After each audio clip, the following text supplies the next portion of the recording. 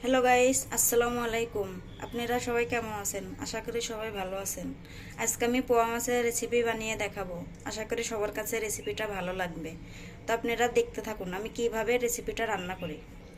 আমি আগে থেকে পোয়া মাছটা ধুয়ে নিয়েছি, অনেক সুন্দর করে পরিষ্কার করে নিয়েছি। এখন আমি এখানে পরিমাণ মতন লবণ দিয়ে দেব,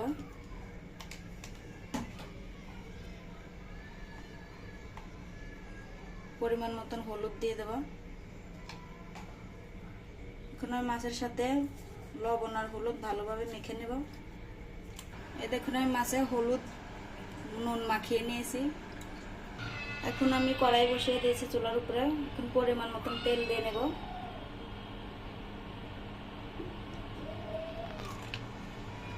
এখন আমি মাছটা ভেজে নেব। কড়াইটা গরম হয়ে গেছে।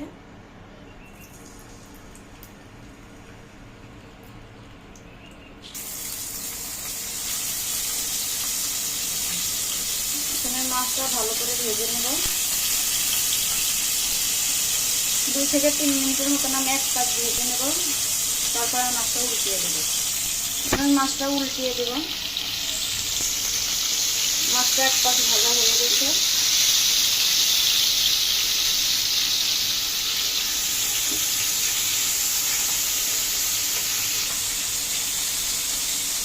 মাছটা আমার উল্টানো হয়ে গেছে। আর এক পাশে ভাজা হয়ে গেলে আমি উঠিয়ে নেব। মাছটা ভাজা শেষ, আমি এখন উঠে নেব।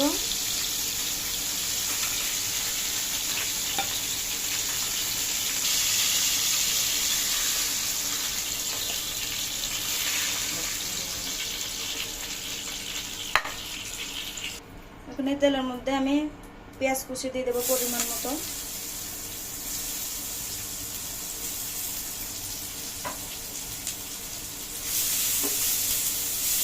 পেঁয়াজটা একটু ভালোভাবে নেড়ে চেড়ে ভেজে নেব, হালকা লাল লাল করে। আদা রসুন বাটা আমি 1 চা চামচ দিয়ে দেবো।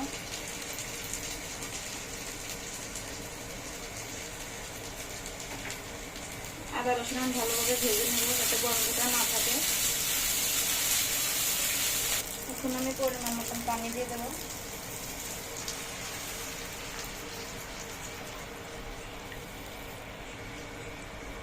পরিমাণ মতন লবণ দিয়ে দেবো।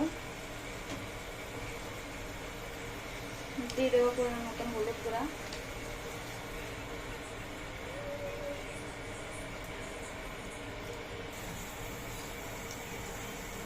মরিচ গুঁড়া দিয়ে দেবো 1 চা চামচ। দিয়ে ভালোভাবে নেড়ে চেড়ে কষিয়ে নেব। 1 চা চামচ ধনিয়া গুঁড়া দিয়ে দেবো।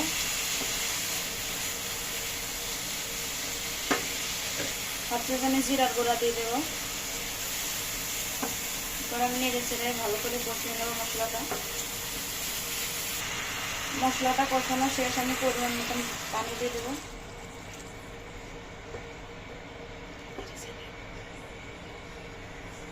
ওটা দিয়ে দেবো।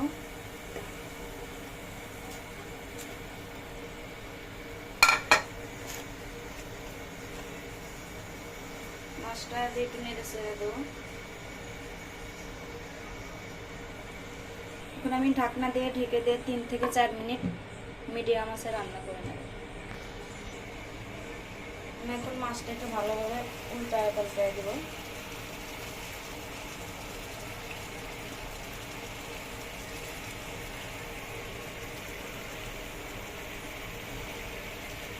এখন আমি ঢাকনা দিয়ে ঢেকে 2 মিনিটের মতন জাল করে নেব। এখন আমি কাঁচামরিচ দিয়ে দেবো 3-4টা।